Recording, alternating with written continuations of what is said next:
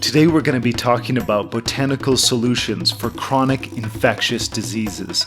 Marc Mastrandrea joins us from Beijing to discuss how he kills bacteria and stops viruses in their tracks using botanical medicines. Discover how to supercharge your neti pot and what martial arts can teach us about medicine. Today we have an incredible discussion with a doctor of Chinese medicine, Marc Mastrandrea. He graduated from UConn in 2007 with a BA in biology. Then he graduated from the Swedish Institute School of Acupuncture and Oriental Studies in 2010. From there, he went on to form the Po Chi Lam Clinic in Connecticut. It was run as a conventional Western clinic treating very serious diseases, but Chinese medicine was the main mode of treatment utilized for all the patients.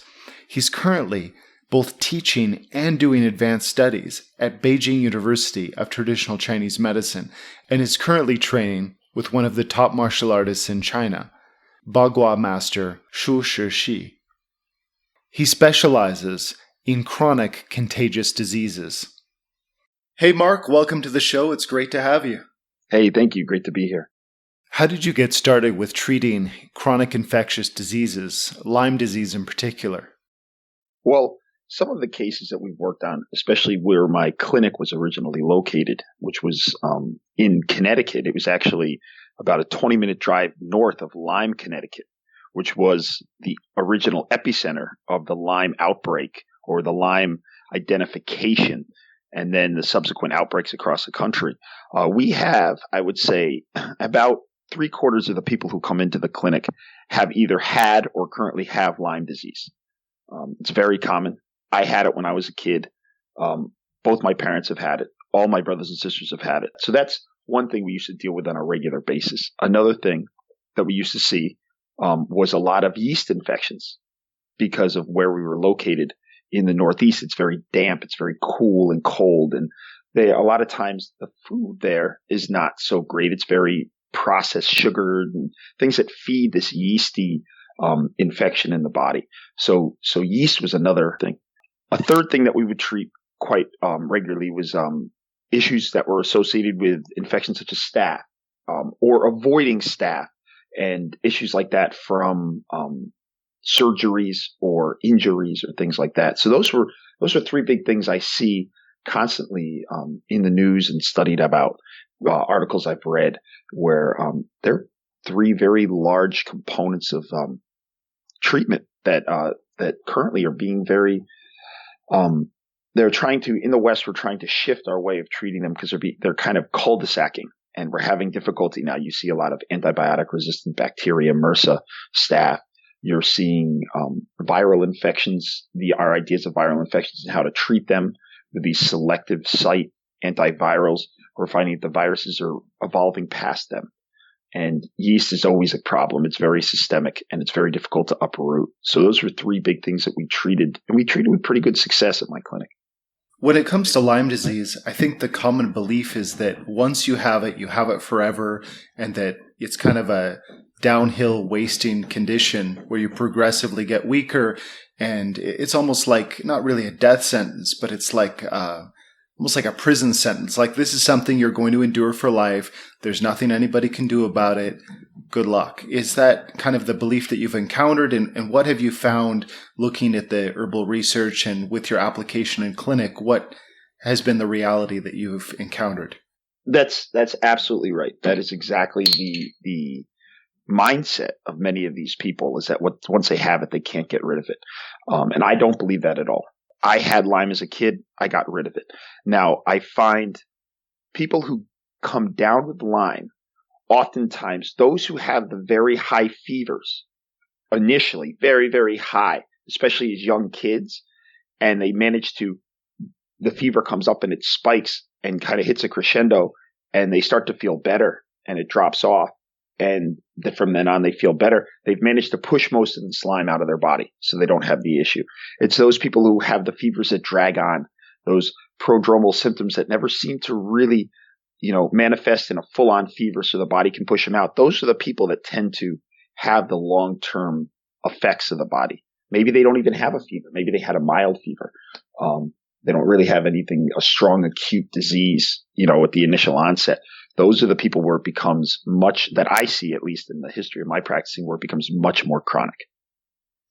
It's interesting. I've seen some studies on the effect of having this kind of rapid onset high fever and its effect on gene expression and the immune system and how the immune system changes to be less susceptible to viruses. Do you think that that's a link that you're finding with Lyme susceptibility in the long run? Absolutely. Absolutely. I think that that's a big thing because it is a strong expression of the immune system with all its resources to push this out, to the surface and out of the body. And I think that this is supported with thousands of years of physicians looking at this. I mean, going back in China, we're talking about the Shanghanlun, which is, over 1,000 years old, and then supporting a fever, keeping things on the surface of the body so they don't get deep. I mean, the majority of that book is how to treat things and keep it on the surface of the body and push it out. The whole Taiyang expression, so to speak, of everything versus everything deeper. For people who aren't Chinese medicine folk, how would you describe Taiyang? So Taiyang is the acute expression of a disease, the initial onset of the fever, the high fever initially with symptoms such as chills and the achiness and that the sweating that starts to occur. Now fevers. Yes. Stiff neck, yeah. Stiff neck, things like that, yes, that are all Taiyang. They occur a lot along the back, sometimes low back pain with this, joint pain initially. These things are Taiyang symptoms.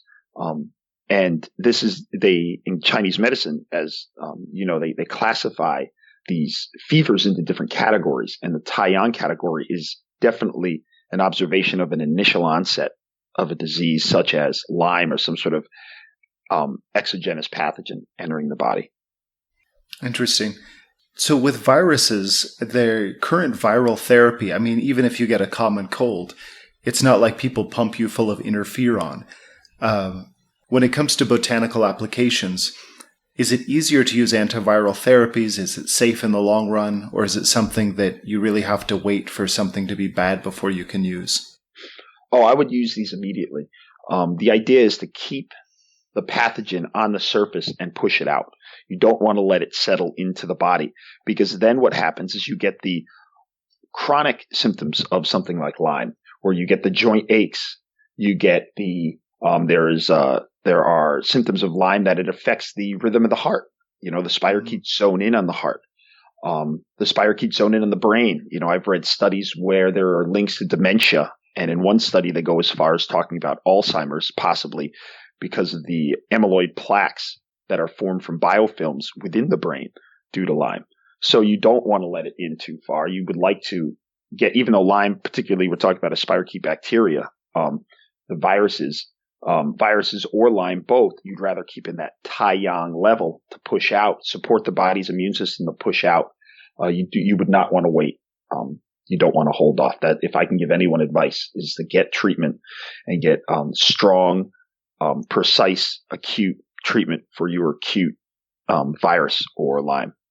That's really interesting. Some of the herbs that are traditionally used for Taiyang disease, let's say there's a variety of cinnamon that's used, and the cinnamaldehyde, one of its functions is to reduce the capillary permeability. So even if the virus is there, it's kind of like creating a roadblock. It's not allowing the pathogen to get in deeper, whether it's bacteria or virus. It's basically, I don't know what it is, what the way the herb is working.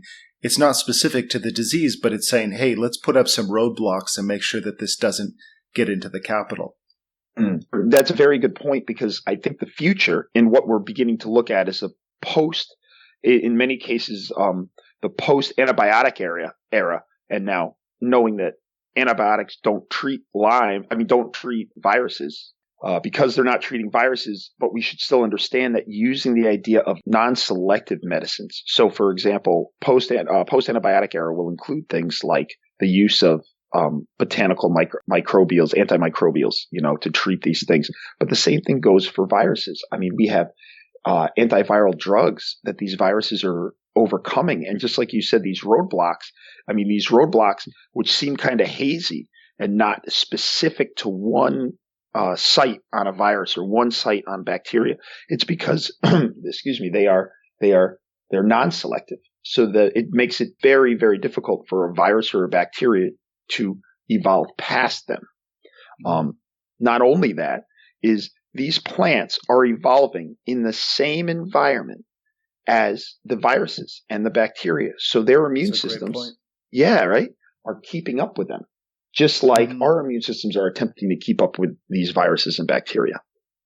Yeah, it's very real time. It's like getting viral protection for your computer that updates every few hours. Yes. Versus using something from 1995 and hoping it's still good today. Of course, you'd be just flooded with malware if your computer worked that way. And yet when it comes to a lot of our therapies, that's absolutely right. That's what we're depending on, is something that's many years, and it's always playing catch up. Absolutely. And I think that I think nature has an intrinsic wisdom. It's just part of the functioning system, right? I mean, the plants are constantly interacting with the environment, and this is information that's gathering, right? We're in the age of information. We're understanding things through this metaphor or this use of the word information. They're gathering this information, and we're trying to mimic that within our scientific studies. The difference is there's sort of an innate knowledge that's gained within your body's immune system and within botanical immune systems and these things that help to keep up with the outside environment. So why not use them to our advantage? I think that's a really good thing, instead of trying to isolate something. And then unfortunately, when you isolate it down to a synthesized particle that is so removed from the environment, so far removed from the environment, I think that the problem is we end up freezing ourselves in time, right? And the rest of the world keeps moving, but our treatment does not keep moving because it's separated from the environment which it treats within. That's incredible. The idea that we're on the same team with plants and kind of allies in fighting bacteria and viruses as they evolve, as they develop, we're all changing and growing at the same time. Absolutely. It's interesting because there are, herbal formulas. You mentioned the Shanghai Lun, which is a book written around AD 280, and it had formulas in it that are strongly antiviral, and they're non-selective. The way that they work, like the berberine and huangqin, for instance, interrupts the viral transcription in a general sense. So whatever the virus is, it's not getting the message to replicate in the cells. Yes, I think that is, those ideas of affecting the gene transcription in viruses, affecting the ways that they will reproduce into cells and affect our own our cell transcription. I think that is something that definitely should be studied more.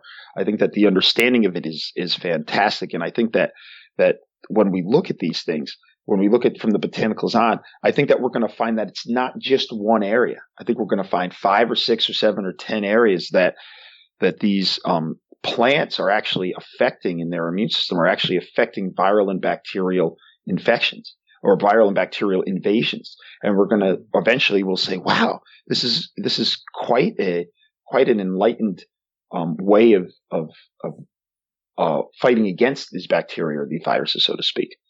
Absolutely. That's from the pharmacology I've seen on formulas in this category. Just one herb in a formula that might have 12 herbs in it is working in 20 different ways, including with our own gene expression. When you look at the way these formulas are working, whether or not people choose to use botanicals or not, the strategies that nature is using are just incredible and definitely something that everyone in the scientific community should be looking at. Absolutely. I absolutely agree with you. Research I've done recently, I currently live in Beijing. I've traveled here to do more research in the various modes of Chinese medicine, and along with some other things. And research I've done recently here in Beijing is to use the treatment of certain naturally existing, botanical based or otherwise products that medicines that treat some of these viral conditions. One of them in particular is the herpes virus, which is very common in the world and what we see today. I've seen patients out here with both HSV1 and HSV2. And there's very little difference between either one of them, but they are one of the most common viruses. And as far as they go, there's a very strong stigma held against HSV2. But they're really not that much different. It's just the area of expression. One is a cold sore, and one is genital herpes. And the idea of the genital herpes is, this is a terrible thing. And while it's discomforting and this and that, it's not lethal for the most part. It's not going to kill you. And the cold sore is much more likely to be spread. But I see that there are very, very intrinsic methods and treatment bases in the area of herbal medicine that can treat these things effectively. And I think that if we use them effectively, along with the adjustment of someone's lifestyle and diet, I think that we would have incredible results in possibly treating and resolving herpes in people. What kind of strategies are you using with that regard? You mentioned diet, so I'm assuming that the gut flora and the immune system is playing a role in the resistance to these viruses. Is that correct? Yes, it's actually interesting because what I'm finding is that it's the person's diet that often allows the viruses to hide. So, as we talk about in Chinese medicine, we talk about things within the sense of I guess we refer to it as different aspects of qi or energy, or really it's more like, what's the word I'm looking for? I guess you would say formations of things in the body. So we might refer to something as shi qi, which is like the damp, sticky qi in the body. And if you look at it, what that description really is talking about, because there is a cultural context in China, but if we were to take it and transmit it to Western speak, essentially, would be talking about things that are sugar-based, things that create a lot of phlegm, things that create, we're looking at processed wheats and oily foods and things that cause this kind of damp, sticky environment, oftentimes like thick sweat on the body. I think that these foods in particular, from what I've seen with patients and the studies I've done, and it's pretty well known in Chinese medicine, is that they tend to settle into areas of the body that viruses and bacteria can hide. And it's the same for say someone with Lyme as it is for somebody with say HSV2. People who tend to have a diet that is high in processed and refined carbohydrates, that is full of a lot of fried hot oils with a lot of hot spices, tend to have more flare-ups of HSV2 more repeatedly, and even have symptoms. Some people never have symptoms of HSV2. They go their whole life without knowing. And a lot of that can be attributed to if they're eating these foods that cause this kind of sticky, damp environment in the body that the virus likes, or maybe their body processes it easily and gets it out. They don't really have an issue with digestion, but some people don't eat those things at all, right? And so they don't create the environment which the HSV can hide in, or the Lyme, for example, which hides in joints in its chronic conditions. A lot of that in the Huangdi Jing, for those out there who aren't too familiar with Chinese medicine, it's one of the oldest books. It's considered the real compilation, the source book of Chinese medicine. They talk about that book is a couple thousand years old. It's a couple thousand, at least two, and it predates that even on like tortoiseshells and things like that. And before that, it was spoken. It came from oral tradition, correct? Mm-hmm. So I think that in that book they talk about the excess of eating the sweet flavor. And 2,000 years ago, the sweet flavor wasn't what we consider sweet today. It would have been considered grains, and things that were sweet like that, excess fruit. I mean, excess candy and ice cream is way beyond what they considered sweet back then. It's like crack cocaine of sugars. Yeah. I mean, that's the truth. And so when you eat these things in excess, and today we go, oh, we're not eating in excess. But if you think that what we eat today is the crack cocaine of sugars compared to what they ate then our basic diet is oftentimes in excess of what they would have considered. And that I guess you would say the consequence of that is that kind of sticky fluid from poor metabolism that gets stuffed in the joints. The body can't digest it and it tries to move it places. And you get plaques and things in the joints. And then what happens is this Lyme, for example, can hide there, and it becomes very difficult to remove it. That's why people who have better chances at Lyme go on to things like ketogenic diets and things that take them off of all processed sugars so that they can cleanse their body. They can help to strengthen their digestive system of these things.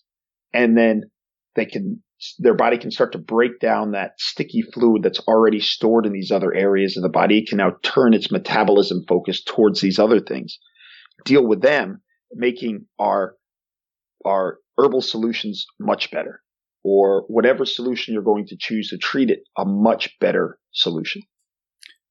How do you feel about fasting conditionally for some people with these situations? I think fasting is a great idea. I think it would be fantastic because it lets the stomach deal and the intestines deal with what's already in there, clear it out. And in that time, with those intermittent fasts, the body can start to actually regenerate itself. It can work on fixing itself. And one of the parts of fixing itself is, imagine the injuries in the body somewhat like a car crash, right? And so you have these little injuries, right? And they could be like little car crashes on side roads. But you're constantly eating and having to deal with the main digestion and keep everything flowing. The body doesn't have time to clear the small car crashes off the side lanes, right? It can only deal with what's in the center. But by allowing yourself to intermittently fast, you basically letting all the traffic clear out of the main areas, and then you're allowing yourself to clean up the side streets. And I think that's something that's very important with intermittent fasting.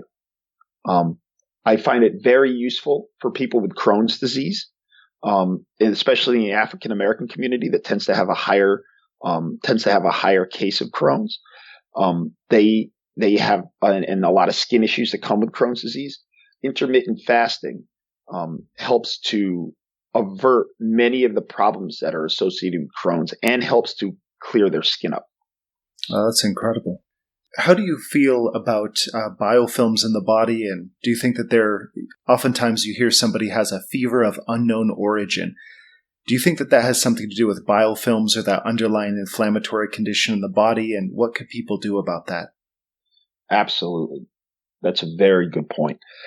Biofilms are, again, similar to this. Biofilms are the sticky substance in the body, which the Chinese would denote as the dampness, again, that's getting stuck.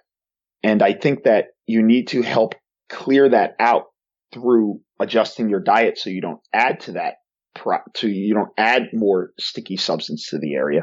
But then at the same time, there's an idea that you can have sort of in Chinese medicine, a damp, hot fever, which can occur very similarly to a fever of unknown origin, where it's a fever, but it doesn't really spike too high, comes up a little bit, and then it drops, and it comes up, and it drops, and it comes up, and it never seems to go away. It never seems to. In the afternoon. Yes, afternoon tidal fevers. Yeah. Yes, a very much of a tidal fever. And these are talked about in the Chinese classics. I mean, this is a very common thing, especially in the Shanghenlun. As the pathogen progresses inwards, you start to see in another level, you start to see these tidal fevers coming along. And this is when it's moved out of the Taiyang phase, correct, into to the next phase. So this is like the external immune system and more toward the gastric immune function. Yes. More toward the gastric immune function. Yes, absolutely. And what happens is your body's, those kind of sticky substances keep the body from being able to get a full-blown push out of the body. And so what happens is you get this kind of spiking fever, and then the body recedes its immune system, and then it pushes back, and then it recedes, and it can't seem to get a strong push. And so clearing those biofilms in order to promote the body's immune system to push out the specific pathogen we're looking for, right? Because the biofilms, while being part of the pathogen, aren't the root cause. So we want to clear that out in order to get to the root of the cause of the pathogen itself. It's interesting, when those spikes in the fevers occur, different bacteria in the body will trigger a gene expression that causes a third of them to be covered in mucus. So they basically coat themselves in snot, and then wait for the fever to die down, and then they start venturing out into other parts of the body. And then with the inflammation, our own body starts creating this sticky kind of mucus. And inside of all of that gunk, it's just so easy for anything to kind of hide out until you're immune compromised, and then they start marching about, breaking windows and stealing your babies. I think that's a fantastic metaphor, because that's really what it is, right? They kind of wet blanket themselves. You know, your body's trying to heat everything up and push everything out. Excuse me. And you have these pathogens, these invaders who say, okay, there's a fire around us. What if we just sit in a pool of water and put wet blankets on ourselves? We can outlast this fire. And in many cases, they're able to do that.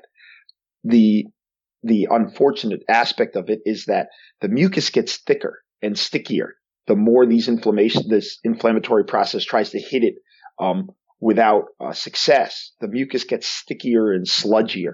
It kind of is like taking a pot of water and boiling it on the stove, or pot of, say, soup, and boiling it down and down and down and down and down, and then down and down. And the soup gets thicker and thicker and thicker and thicker the more you apply the heat. It starts burning, exactly.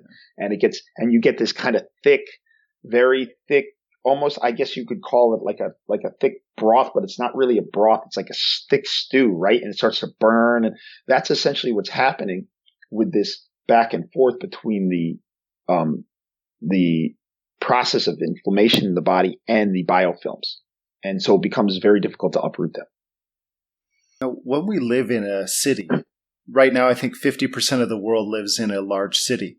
You're in Beijing right now. Right now, you're inhaling air that didn't come from the mountains. It came out of the lungs of like 20,000 sick dudes. I mean, the air that you just breathe now, I mean, that's a very good point. It's just overloaded with viruses, and, you might get some dust to interrupt the viruses a little bit coming in from the steps. Just a little bit, right? Yeah. But so that seems to be a larger challenge. Just like sugar is kind of like the sugars we have are like the crack cocaine of sugars. What are the odds that any time in our history we had this kind of overwhelming input of viruses? Bacteria, maybe, but I mean, wandering around the woods where the essential oils from plants are interrupting the viral transcription. You have, the smell of cedar on the wind. That's rosemary. It's already going to be killing bacteria just in the natural environment. When you have concrete and sick people's lungs as the source of the air that you're breathing, how can we protect ourselves and not just turn into, people with chronic pain, lethargy, and wandering pain in the body, which, as you know, is a sign of having latent viruses and bacteria, is that people will get pain in the elbow, and then it's the knee, and it seems to shift with this generalized immune response. So we're in this viral soup. People are getting pain that they can't explain, fibromyalgia, chronic fatigue. What can we do about it on a daily basis? Yeah, I mean, that's a big complaint here in Beijing. The air quality is atrocious. Air quality in Asia in general, they've had issues with for a long time. And now currently studies are coming out that's saying there are antibiotic resistant bacteria and antiviral resistant viruses on the winds that people are inhaling, and they're finding them in lung infections here in Beijing. I think that there's a couple things that will be involved. I mean, one is obviously a good diet. You have to make sure food is your medicine. But with that, there are plenty of herbal formulas that treat lung conditions, that treat plenty of herbs within these herbal formulas that treat conditions of the lungs, that clear out phlegm.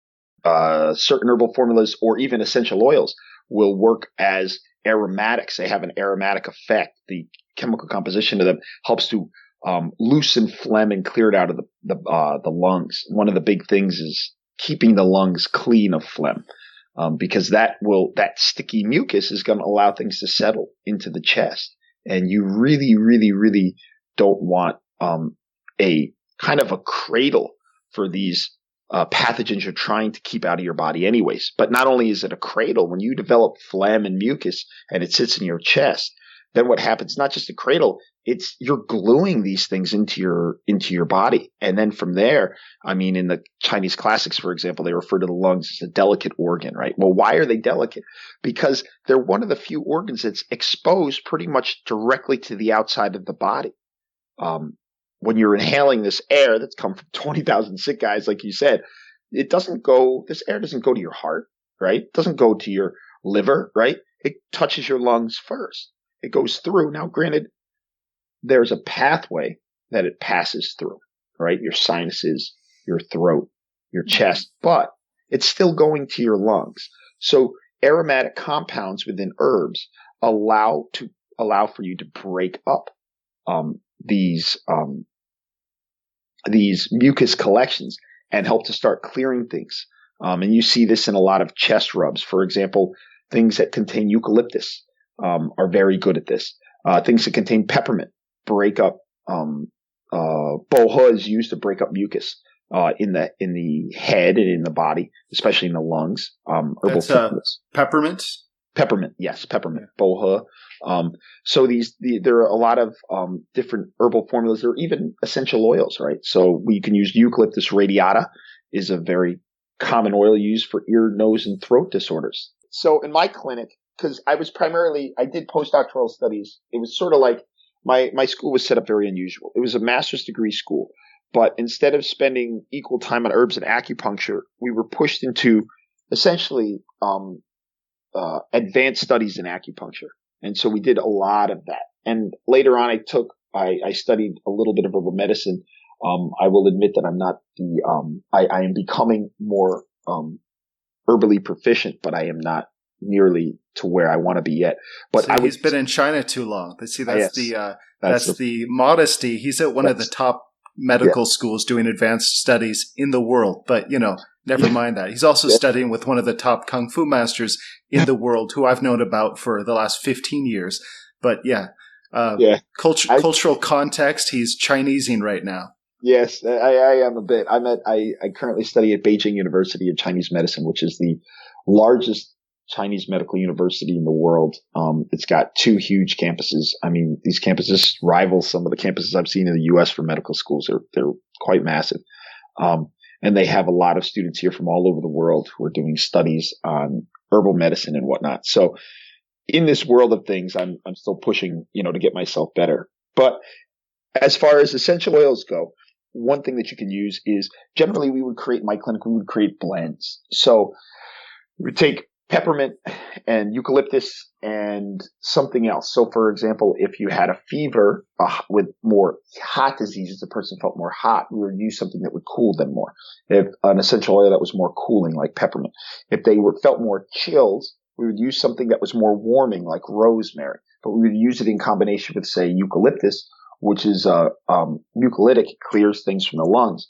And essentially, with essential oil blends, the idea is that, yes, are they going to smell? Yes, they are, because that's the aromatic composite of them, correct? I mean, these oils float off the skin and you inhale them, which is part of the treatment. So not only are they being absorbed through the actual skin you're applying, but also they're running through the respiratory tract. Can I use Vicks? Is there a big difference? Well, yes, there is a big difference. I mean, Vicks does have properties of breaking up mucus, but as far as being antimicrobial, it's definitely, you're not going to have the same effect. Essential oils are highly antimicrobial. There are countless studies of them being used, antiviral, antimicrobial. And when applying them, so you apply these things not directly generally to the skin. Very few times do you directly apply them.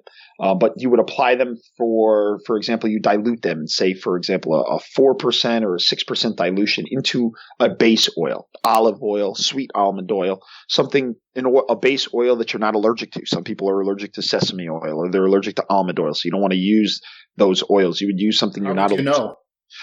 Well, as far as a person goes, they want to know their allergy ahead of time. I mean, if they have nut allergies, don't use a nut-based oil that's made from the nut you're allergic to. We hope that people have that common sense, but it's not always. They just test it on the skin somewhere, or test it on your leg? What do you do? I'm assuming you don't just start dropping this stuff in your eyeballs. Yeah, no. What you want to do is if you're testing an oil on you to see if you have a reaction to it or not, you're taking just a dab from a Q-tip and apply it on the skin and give yourself a little while, maybe an hour, to see if you have a reaction to it. And if you don't have a malreaction to it, then oftentimes the oil can be used for you. And here's the catch though. If you overuse these oils, so you have a specific way you apply them, you have to avoid overuse, right? Because just as with antibiotics, things stop working. Well, with essential oils, you can get a contact dermatitis reaction with overuse. So you can I've had patients who overuse, for example, I have in the Northeast where I have my clinic in the area of New York and Connecticut, a lot of people have sinus conditions. Probably about 95% of people have sinus conditions. And as we know, if you have a sinus infection, your antibiotics aren't going to do any good. There are too many crevices in the sinuses that for the antibiotics to get to. And most of the time we're dealing with viral infections. Colds and flus are viruses, right? And so taking the antibiotics are worthless for them.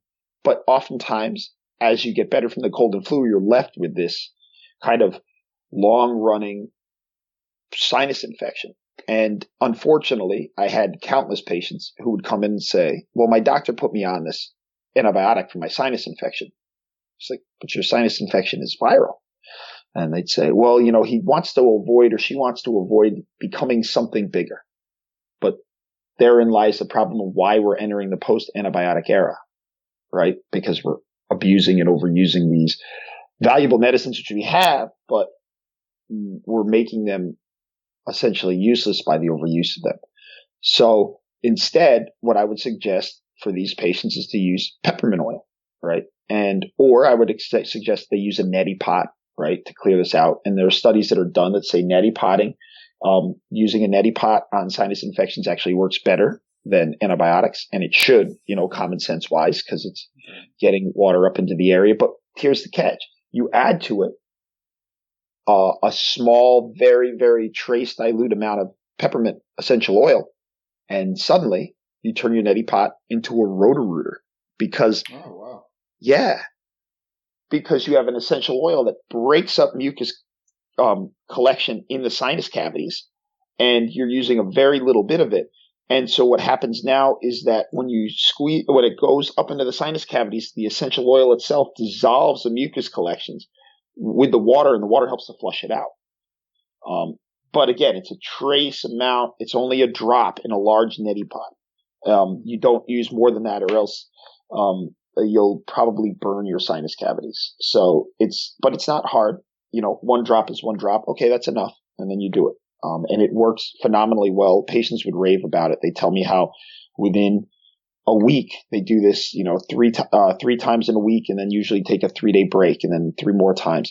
And they find within a week or two, their sinus issues were gone. And not only that, they could hear better. Ear congestion was gone.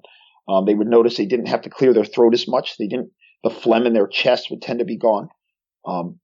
And we would oftentimes have them also give them herbal formulas, right? And these herbal formulas would treat the same conditions. It was at the blood and move to the areas that oftentimes, and because they're antiviral and antibacterial, they can get to the areas that even if you were taking an antibiotic, antibiotics are only working on one area, the antibacterial essence. The herbal formulas are working on all of the areas together. Interesting. What is the strangest chronic infectious disease you've been able to have the patient go from having a high viral count or a strange bacteria to being completely clear of it afterwards? That's interesting because I think it comes. That's a really good question. It comes. It's sort of how do I put it? That question comes twofold. So when I was doing my essentially like your internship or your residency when you go to Chinese medical school, I worked in an HIV clinic, and many of these HIV patients did not, they had grown up in New York City. They had grown up during the eras of the 80s retroviral drugs, which really made people sick. They were very anti-establishment. And so they sort of avoided a lot of treatment given by Western medicine, even though, it could have worked for their HIV. They had a bad previous experience with it. They had bad past relationships with it. So on the one hand, one woman that we had who came to us, and this is, again, not to tell anybody, don't get your common HIV treatment, but they would come and we were allowed to treat them. And they would reject a lot of the offered treatment at the center. And one woman who came to us purely actually through diet and Chinese medicine alone, acupuncture and herbs, her viral count went way down and her T cell count came way up. Now, it didn't cure her of AIDS or HIV, but what it did was make a strong statement that Chinese medicine can make headways into the treatment of HIV and patients with HIV. And she lived a great life. She was in her 60s. She was a grandmother, actually. She wasn't a young spring chicken. And she loved it and she raved about it. And she was highly impressed by it. And that experience was very eye-opening for me as far as what could happen. I've also treated herpes in people, full-blown herpes in people with Chinese medicine. And within hours, we're talking the herpes has gone way down and the symptoms have become non-existent. Both shingles and HSV2 I've treated and had the symptoms clear up within hours. HSV2, for example, can be done with acupuncture and herbs. You can treat with that. You can also treat with herbal formulas and acupuncture. In fact, instantaneously, you can get relief with acupuncture. I've had that happen many times in my clinic with patients who come in where they're having a herpes outbreak, a genital herpes outbreak, and you treat, and within minutes on the table, they're feeling better. And then you set down the inflammation. Yeah, absolutely. I mean, acupuncture is a very, unfortunately, not credited as much as it should be with being able to regulate the inflammation processes in the body. It works with the gene markers, among other factors. I know it works with the gene expression of different immune factors, which change throughout the year, and they can be overexpressed or underexpressed. So it makes sense that as you regulate those, it's going to bring it down. I also wanted to comment on the HIV. I saw an animal study on mice, and when they're exposed to HIV, they will basically give the mice an intraperitoneal injection of an herbal formula, which we mentioned earlier, Xiao Chai Hu Tang, a massive dose of it. And it clears them out, but it has to be used within the first 24 hours, much like interferon. For a chronic condition, that's very interesting that you're able to get the viral count down. I've never done that with HIV myself, but I've worked a lot with Hep C and found people using this formula and others to go for, basically bring their viral count down to 15% compared to what it was before. Absolutely. That's a great point. I think that's a really important aspect of Chinese herbal medicine is the ability to lower these viral loads in the body, allowing essentially the body to free up its immune system to help mount a strong resolve against these things and possibly push them out of the body and or suppress them completely.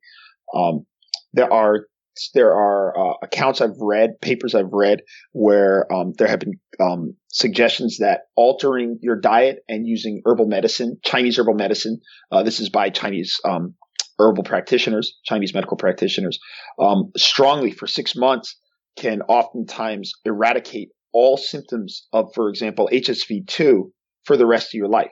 Now, they don't make claims that say it clears it from the body. They say they've actually haven't gotten that far in their studies. But what they found is years and years and years out, these people who are on these diets, which are very similar to ketogenic diets, if they can hold strong to these for 6 months and maintain these Chinese herbal formula protocols, essentially, then they find that that their patients become HSV2 symptom free for the rest of their lives, essentially, is for years and years and years down the road. So the projection is that if you can clear out the environment, right, just like you said, you give somebody the Chai Hu Tang up front, right, the mouse up front, then you can alter the virus hasn't had the ability to come in and stick in the body yet because it hasn't been able to find the environment that allows it to hide. So you can clear it out just like with interferon. But when you have this with, for example, Hep C, the herbs you're giving are adjusting the environment in the body, which makes the microbe which you're trying to battle, it makes it much less likely to rear its head and proliferate because it's just trying to hang on for dear life now. And oftentimes it goes into hiding and you don't have symptoms. Or maybe in some cases, I would assume, I know that in some cases you definitely can clear some of these viruses out with these herbal formulas and you no longer have them anymore because both you've changed the environment in the body and then you've helped boost the body's immune system through the herbs to move these pathogens out. One of the aspects that I really love about the way that ancient Chinese would talk about what we today would call viruses and bacteria is they would use these metaphors that were very much the same as they would use for military strategy or for statehood. You know, like where you put your troops. Are your troops at the front of the wall or are they more dealing with the domestic situation? What you were just talking about, you're essentially altering the economic situation of that viral proliferation so that it becomes very impoverished and can't spread. And it's, you know, very much the way that nation states engage with each other. And that's one of the aspects I really love about this medicine and how it affects, how it relates to martial arts and relates to military strategy, because you can use some of the same strategies from Sun Tzu and these brilliant minds within military history and use that when it comes to adjusting the body and using the body's best defenses against these invaders. How has your practice of martial arts informed your practice of Chinese medicine? Because I know just in talking to you, seeing you work, it's not the same as most people out there. I would say there's a difference in the way that martial artists approach viral strategy and especially in the way that you do. Can you explain how that's informed your practice and what maybe some insights you've gained from one side to the other? So what's happened is really a lot of it is that within martial arts, you want a goal, right? The goal is to prevail against whatever the opponent is going to come at you with, whether it's Western boxing or whether it's BJJ or grappling or Taekwondo, whatever martial arts you're practicing. The idea is to prevail against the opponent's other techniques. And the one thing that martial arts does is it gives you a real gritty in your face look at, is what you're doing working? Are you training correctly? Are you applying it correctly? Because you can't philosophize away the fact that you got punched in the face and knocked out in a fight. You can't do that. You can't, sit back in a chair and go, oh, well, da, da, da, da, da. You have to be producing results and results that keep you from getting beat up. I mean, in the beginning, yes, you get your bumps, you get your bruises, but the idea is that you don't take martial arts, you don't train in martial arts for 20 years only to continue to get your butt kicked, right? So one of the things it's done is it's really brought to light the fact that we need hard, fast results. You can't philosophize this away and say, oh, well, if we look at this from this direction. No. You have to have, these people are coming to you, right? They want relief. They want relief from what's going on. And so one of the things that martial arts has done is it's made me really, directly focused on what they have and what their chief complaint is, and clearing those things out. So one of the things is that when you're dealing with these viruses and things, looking at the whole picture, looking at the techniques, right, that the virus is going to use to hide or these microbes are going to use to hide or to attack the body to get their own resources, right, to bring in their own economy, to get, blood to flow to them or resources to flow to them, or how you can adjust the cell so that it now produces more viruses for you rather than does its own thing as a cell. So looking at the totality of what's going on, but then having a focused approach, is what martial arts has really given me. Because you can't focus just on the fist. You have to look at their position. But at the same time, you've got to be aware of what's in front of you. So that balance in perspective sounds like something you've really gleaned from it. Absolutely. I mean, that's, you hit the nail on the head with that. It's very true. I mean, you look at the totality of everything, but you know that, all right, but this person, I know I want to, for example, the person might have a fever or they might have something and I might say, oh, well, they also have back pain. Well, don't get caught up in the back pain right now. Focus on what's going on. But also martial arts gives you the ability to be real with yourself. Is my treatment working? admit to yourself when it's not working. I think that that's a big problem that I come across in Chinese medicine, is that people have a hard time admitting when it's not working and then changing their protocol. I see two big things in Chinese medicine which bother me.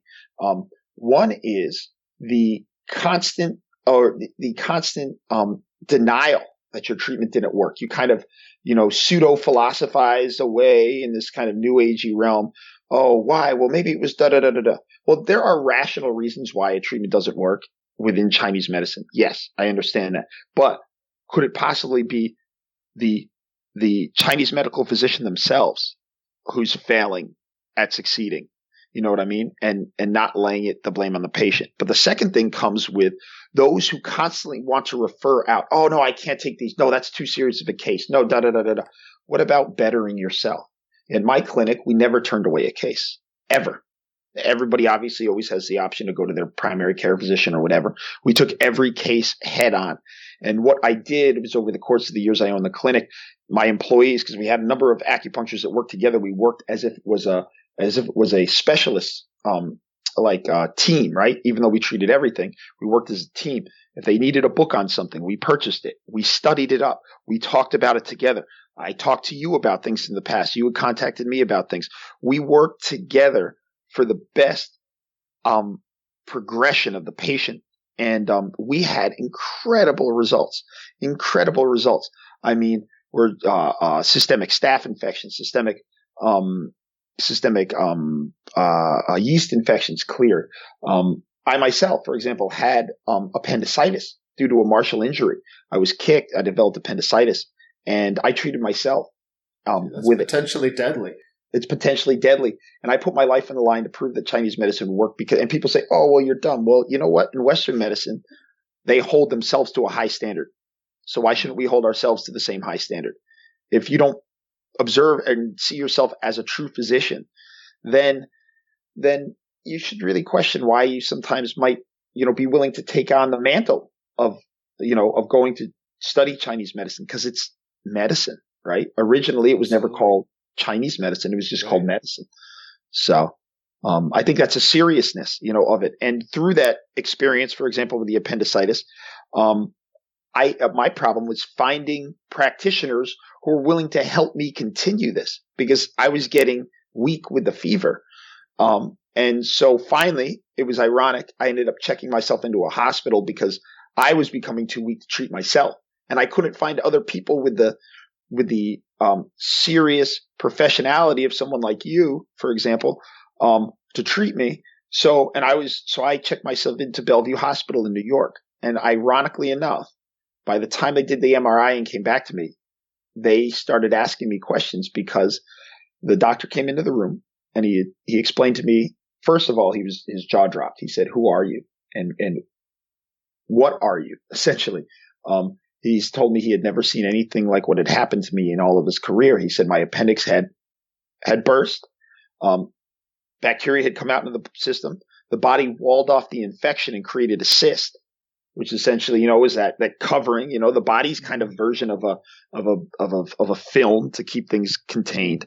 And my appendix had all healed itself, all without any intervention of anybody else. And he would like to know what I did and what I know, because this was full disclosure. Don't try this at home. Full disclosure. Don't try this at home. I'm a Chinese medical professional. I've been doing this for years, but this is just a case, my own case study on me. Right. I explained to him what happened, and he was absolutely amazed. And the reason I had pain and a fever was because of a small cyst. So I drained the cyst, and I was better in a week. It was quite amazing. So Chinese medicine does truly have the ability to treat serious conditions. But we need seriously minded people. And that's what martial arts has given me. It's given me that serious, taking things as reality. If my treatment's not working, I look at what the patient's doing, look at the patient's lifestyle. And if it's not something associated in them, then I also have to look at myself, right? I can't live in denial. And that's a big thing. How does that inform the doses that you use? Because one thing I noticed in Chinese hospitals, people use 70 grams of an herb that people here are afraid to use more than 6 grams of. When you look at the famous doctors who are treating some really serious cases, they're using some respectable doses, and then Yes. there's a minimal pharmaceutically effective dose. There are times when you can get herbs from GNC or whether it's essential oils or a tincture, and the amount that people are taking here in the U.S. is so pitifully low, it's really not doing anything. What is your approach to dosage, and how has that affected your attitude toward medicine and vice versa? That's a great question.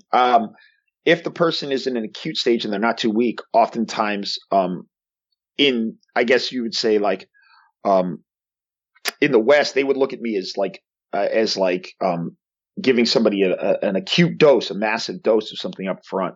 And I think that it's really important you have to look at the reality of the situation. You have to take into relation what's going on, what the person is going through, and hey, maybe this works, but maybe it works only if you use this much dosage, or you use more than this much dosage, or maybe less than this much. So, for example, there's interesting aspects. For example, I would use with children, right? Because a lot of times children won't take herbs, and again, this is going back to the essential oil stuff, and they don't want acupuncture, but there's a lot of research that's been done in France, and you can find I've read articles and books and seen studies on this, that oftentimes upfront massive dosage for people with influenza, for example, helps to clear this stuff out of the body. Now, the mechanism isn't exactly understood, via studies that they've done, but there's definitely something to be said with, even though it doesn't clear it out like that, what you find is that it keeps it from transforming into something else. So you have influenza, so you have the flu, right? And it helps to keep the symptoms under control. You go through your flu and it helps to push things out, but then you don't come down with the lasting sinus infection or other respiratory bronchial pneumonia aspects afterwards. But that requires a regular, constant dosage. I mean, what I find with a lot of patients is that patients that stuff doesn't work for, it's because, number one, either the dosage is wrong and or the frequency of taking that medication is wrong. So the diagnosis, right? Or the diagnosis is another thing. For example, recently I had a patient here in Beijing, and the patient had an issue with a digestive issue with the flora in the body. They had done a cleanse for their gallbladder, and they had fasted, some food to try to clear things out because spring was coming. And what happened is they ended up vomiting through it, and what it did is it affected the transit through the stomach. So the movement and the peristaltic movement through the intestines were obviously kind of in disarray. And what the guy there was another, his neighbor next to him who claimed to know Chinese medicine had said was, oh, well, you must have, and gave a diagnosis. And so the guy went off and tried to do this, and it didn't work at all. You have to have a solid diagnosis. He came back to me and I said, that's not what you have. You have this other over here. This is the reason why. And within Chinese medicine, you have these, just like in Western medicine, you have these disease patterns, right? Now, these patterns are very well thought out. And there are differentiating signs and symptoms which really declare the difference between pattern A and pattern B. Even though they might be similar, pattern A has this differentiating sign, which will occur in the majority of the people, the vast majority of the people. And pattern B, while similar, doesn't have those signs and may have a different differentiating sign. If you treat one person without looking at that differentiating sign, if you ignore it, your treatment might not only not work, it might make them worse. And so oftentimes does, yeah. Oftentimes does. And so to the idea that oftentimes, again, this going back to the martial arts thing, has given me, a reality check, is that, can acupuncture make you sicker? Yes. Can herbs make you sicker? Yes. And people need to admit to that. I was very clear in admitting to my patients I made a mistake. And we need to walk back a few steps, clear this up, and move you forward.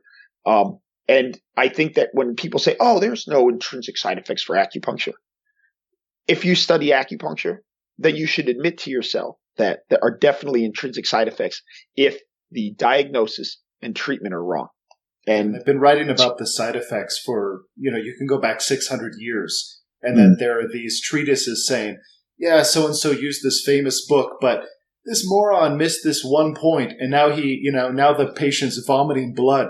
You're like, what? And then but that's okay because I gave him this formula, which counters that particular mistake that novices make within their first 3 years of practice. Yes. And we're using the same formulas often that people were using back then with this body of literature from East Asia. It's just tremendous because any mistake that we could make today, people made it before and they wrote about it. Thank God. That's the phenomenal aspect of Chinese medicine, is that we have such a depth of literature on it. In fact, when friends of mine, because I originally went to school for, biology, I went to the University of Connecticut, and I basically lived online studying these different studies for various aspects of genetics and endocrinology and all these things. And when I moved over to Chinese medicine and I studied Chinese medicine, my friends who were in the Western medical field said, well, how much information is there really out there on this stuff? And I was very happy to inform them that there was actually tons. However, a lot of it hadn't been translated. But as you get more and more into the field, and as more and more people learn Chinese and make effective translations of these things, we have an incredible resource at our fingertips. And if you look at it and compare it to what you're doing and use it as a sort of guide, a sort of case study to look at, to help refer to help you write yourself, and also at the same time talk and have great interactions and conversations about patients and difficulties and successes with your peers, we can really, really move Chinese medicine. It continues to evolve. Chinese medicine isn't dead. That's something I'm always telling people. It's still growing. It's still growing now. I mean, for example, Wenbing.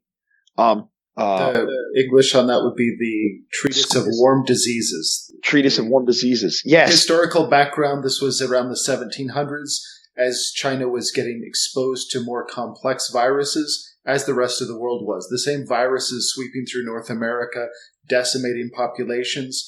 The reason why the Chinese, who have a very similar genetic makeup as North American natives, didn't get decimated in the same way was because of this book and this formula family, which wiped out epidemics and was even used during the SARS epidemic to wipe out the spread of SARS. So just to give some background, when you say Wenbing, I know what that means in the full context, but not everybody does. So I wanted to put that out there. The reason China has a population that isn't equal to the Native American population of, California is because of the Wenbing. Otherwise, they would have been decimated just the same way. Absolutely.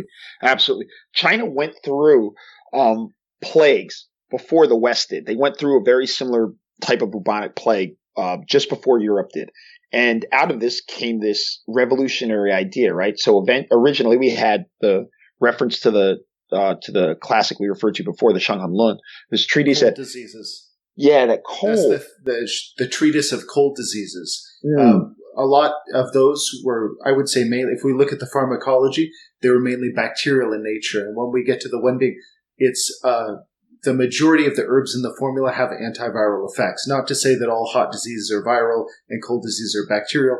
Just speaking from a pharmacological point of view, 2,000 years ago, it seems that they were likely dealing mainly with bacteria, whereas maybe it was because they already had good antibacterial formulas. What was proliferating around the time of the Wenbing, if you look at the pharmacology of those herbs, they tend to be antiviral in nature. So just some background, and please continue. Absolutely. No, that's excellent. Thank you for explaining that to the listeners, because I mean, that change, that shift, right, in promoting a fever, because when the bubonic plague came along, you had these people, you promoted the fever all you wanted, and next thing you know, little Johnny's brain fried and blood started coming out his eyes and his nose. So, and so the idea was you had to shift your strategy, right? So going back to the whole martial arts thing, what's real? What is working and what's not? Let's be real with ourselves. And they shifted this strategy to something that said, well, maybe in these new cases that we're seeing, heat isn't good for us. It's too much. So we need to use things that are more strongly cooling, right? And with that, you have these herbs that became out that are very antiviral and also the push was to have them be very common. Herbs like honeysuckle, things that people could grow in their gardens and make very easily. Because of these sweeping epidemics, it would be hard to go into the hills and always harvest. But if we can grow them in mass in the local area, maybe we can have an herb farm right here in town that can grow this stuff that we can collect. Or on the roof. Or on the roof, exactly. My uncle through Lon, he's my second uncle, or I guess her uncle-in-law. He has a honeysuckle bush, a really big one on his roof. And it's there just in case of epidemics. And that's a memory, a cultural memory that's been around. I really want to do the folktale for honeysuckle, and the way that it was used to prevent epidemics is just a really beautiful story. I'll do a podcast later on that. But anyway, excellent. Continue. Excellent. Yeah, I mean, and so for going back to, for example, honeysuckle and the SARS, like you said, SARS was first treated effectively by a Wenbing practitioner in Southern Asia. And when Western pharmacology caught on to this, they looked at the formula, and they saw that one of the because in Western pharmacy, pharmaceutical sciences, one of the big things we look at is active components, right? What molecular compound can we extract from something that is effective? And in this case, one of the big areas was honeysuckle. Honeysuckle has, and I don't know the name of it, forgive me, but for Cynthia, but is that the name of the molecular compound that they were extracting? It's related to that name, but it's related to that name. Yeah. So what happened was they couldn't synthesize it fast enough to make these SARS drugs. So what they did instead is they went around, they bought up all the honeysuckle on the international market. And in Chinatown, normally you go to these herbal pharmacies, you get honeysuckle for $3 a pound. It's cheap. But suddenly it went from about $3, $4 a pound in New York City to about $33 or $34 a pound because it became scarce. It was horrible. It was terrible. I was like, I couldn't get my patients anything. I was like, this is crazy. And then they figured out how to synthesize enough and stockpile it. And so then the price went back down again. But I mean, that's an idea. So these Wenbing practitioners came out and they developed these formulas. But I would say that Wenbing is still evolving. I would say that Wenbing hasn't closed. We don't close the book yet on Wenbing. I believe that it's still evolving. And I have talked to people and had some debate with people about using it for the Wenbing principles and the theories to treat Lyme, especially in its acute phase, when it's there, and helping to clear those acute infections out. Even as to go as far as saying Wenbing was treating viruses that were hemorrhagic in nature, right? Mm-hmm. So the study of them to possibly use these formulas to treat severe hemorrhagic fevers that we have seen in recent years coming up. I mean, remember the Ebola epidemic, for example. These other hemorrhagic fevers, I really see that there could be a very strong future for botanical medicines being used to treat these fevers and making them and finding them growing easily and cheap, oftentimes locally, or growing them in a farm that's biodiverse and biodynamic and being able to ship them places. And they're much cheaper than a lot of the other compounds that are used on the market today. And they're non-selective, correct? So they can move across multiple sites and multiple things and makes the pathogen we're trying to treat much less likely to evolve or mutate past them. It's a very good point. If you're listening at home, a point that I think is important to bring up is, as humans, we tend to have a generalized anxiety. It's part of our makeup to prevent and deal with future problems. With our population, we are looking at two choices that really bottleneck into one. One is that we eventually, through resource competition, have a giant war, and with that comes epidemics. The other is that we talk out our differences, live lives of peace, and the end of the bacterial age comes, which it's right on our doorstep, and the next epidemic takes out half the population. The plus side is that, just like within the plague in Europe, housing prices drop. So, I mean, there's silver lining. True, yeah. Silver lining drops. In Europe, this spawned the development of the first middle class, since people went from spending 70% of their income on housing to something like 20%. So, silver lining. Either way, it's imperative that you understand how to use what's growing in your environment to prevent you from being one of the statistics. It will take out the weakest people. That's what epidemics do first. And after that, you can expect to get the fever, but whether or not you live through it, just like Mark with his appendicitis, if you don't have access to a hospital, and keep in mind that modern medicine is based on, it entirely rests on a foundation of antibiotics use. If you can't use antibiotics, forget surgery. All of the miracles of modern medicine with surgery, they rest on a foundation of antibiotics. Once we pass the world of antibiotics and this leaning on antibiotics, then what?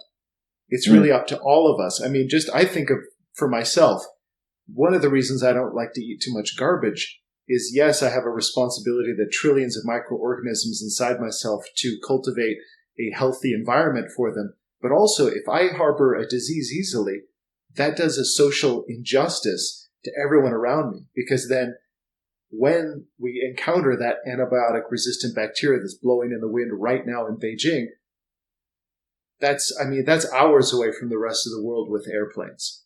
This could be there right now.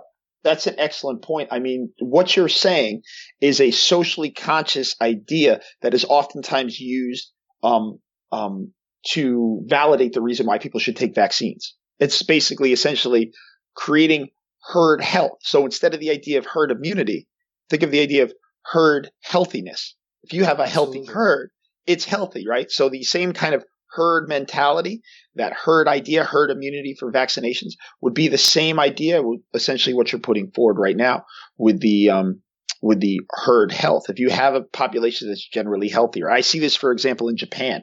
I see a number of patients in Japan. I'm there quite a bit with some business that I do, and I find that the Japanese, for example, are much healthier generally than the Chinese I see here in Beijing. They take a very serious approach to those healthy aspects. Now, are there individuals in Beijing that do? Yes. But overall in Beijing, I hate to say it, but unfortunately from what I've seen from being here for a lot of the population, they don't really embrace a lot of the older things because they're in this kind of shtick right now where it's like anything that's new, anything that's modern. Oh, these Cheetos are new from the States. Let's eat them. Oh, these Doritos are new. Let's eat these. Oh, hey, look, I like Coca-Cola. Coca-Cola is American. Let's drink Coca-Cola, and I hate to say it, but it's producing a rather sick population. However, there is, again, some light at the end of the tunnel. And there is the thing that a lot of people are starting to see, especially in the younger generations that are well educated. They're saying, I don't think that this whole everything that's West is good thing is so good for us. Let's see if we can adjust some of this. And with that, we're finding rises in people who are much more interested in Chinese medicine again. We're seeing people who are interested in traditional aspects of culture and things. And I'm hoping that this really takes hold because I would love to see China a world leader in environmental health, like herd health, but also a clean environment, no low pollution, reusable energies. All these things factor into what you just said, going to war over resources. You know what I mean? The more we get through, we could do a whole podcast on the use of petroleum. Sure, yeah. And that creates an economic issue. Now spark onto that the idea of a plague, right? Now, so one of the things, going back to say Lyme disease, which is a massive epidemic in the States, is that spreading right now in the Northeast, like crazy. It's incredibly just fire. Well, one of the things for the listeners who are out there, if you're more interested in understanding more about Lyme disease, get a book that will readily serve you. There's a very good book by Paul Buhner, Buhner, called Healing Lyme. Now, he has a number of books. He has another one called Lyme and its Co-Infections. But start with that book. What he suggests is very interesting. So Lyme isn't just spread through ticks, even though we consider it a tick-borne pathogen. Lyme can be found in a number of secretions from the body. And one that people don't acknowledge yet is actually genital secretions. So there's a suggestion that because Lyme can be found in urine, Lyme can be found in sperm secretions. Lyme has been found in vaginal secretions. So there is a suggestion various studies that Lyme could also be essentially an STD. Now, that has not been confirmed by the CDC, but the idea that Buhner puts forth is that there could be other vectors of transmission that we have no idea about. And we're just ignorant to them, kind of like the HIV, outbreaks in the 70s and the 80s. And we didn't know how it was spreading. People were getting sick and dying and nobody knew what was going on. We don't have massive people dying of Lyme, but we do have massive Lyme issues. And then on top of that, imagine if a plague were to break out. You already had people whose immune systems were heavily decimated from the Lyme. You're creating sort of a tinderbox with these chronic diseases that tend to sit around in the body that herbal medicine could greatly treat, that Chinese medicine could greatly treat. And you're creating this tinderbox that if something were to drop, like the post-era antibiotic diseases that are starting to come up, you're left with less of an ability to fight these things off immune-wise. So diet is major. You owe that to yourself, just like you said, Andrew. The looking for new ways of treatment that promote the body's immune responses and genetic responses to produce a healthier immune system while reducing the genetic capacity of viruses and bacteria. I mean, those things occur in herbal medicines and essential oil applications and things that are non-selective. Absolutely. And even as simple as doing some cardio, doing Tai Chi, Qigong, jogging every now and again, that massively increases lung capacity, cilia formation in the lungs, and improving, both boosting and regulating the immune system. I'm sure everybody knows some kid who had asthma, was kind of weak, and then started wrestling, and then suddenly the asthma went away as they got stronger. This is something for all of us. If your gut health isn't good, if your immune system, if your lung capacity is weak, that will affect your immune system. I just wanted to throw that out there because it's not just herbs and essential oils, of course, are great, but unless you're really working those lungs and making sure your gut is healthy, you're just kind of a sitting duck. Absolutely. Get yourself out there too and get exposed to your environment. What I mean by that is don't be afraid to play in dirt. Let your kids do these things. Let them build innate natural immunity.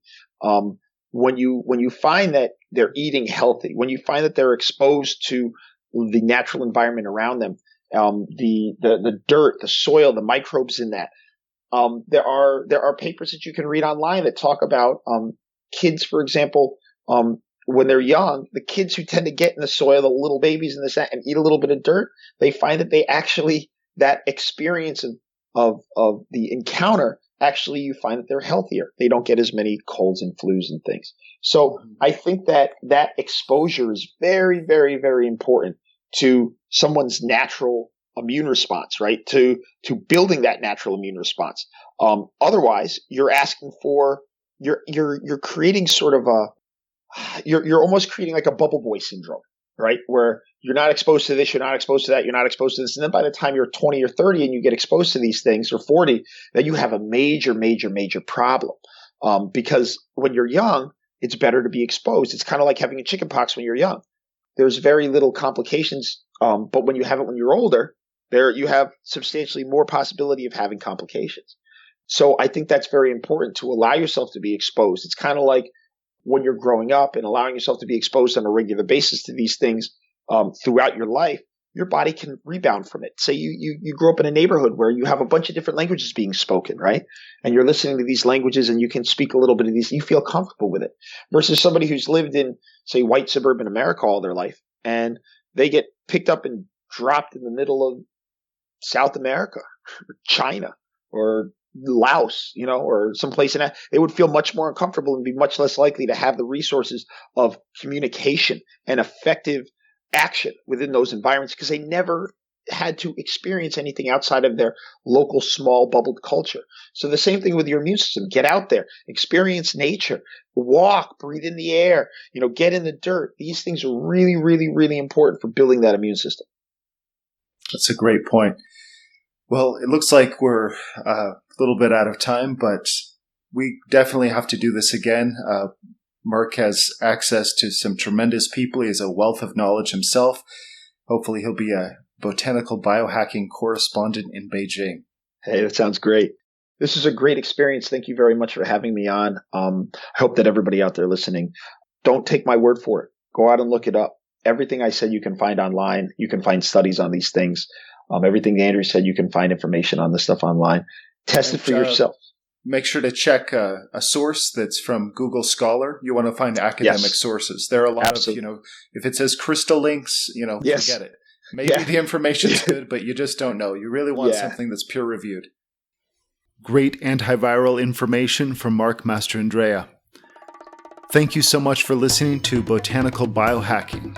I'm Andrew Miles. If you have any questions, comments, or hate mail, please send it to botanicalbiohacking@gmail.com. Also, remember, if you rate our podcast, Botanical Biohacking, on iTunes or Stitcher, take a screenshot of that and send it to us. We'll enter you in a monthly drawing and send you a particular herbal product that we ourselves use. Then at the end of the year, we're going to select one name at random out of everyone who rates the show and sends it at botanicalbiohacking@gmail.com and send you a plane ticket to come with us to Sichuan, China, to come see the herb fields, come see how Chinese medicine is really done in the heartland of China.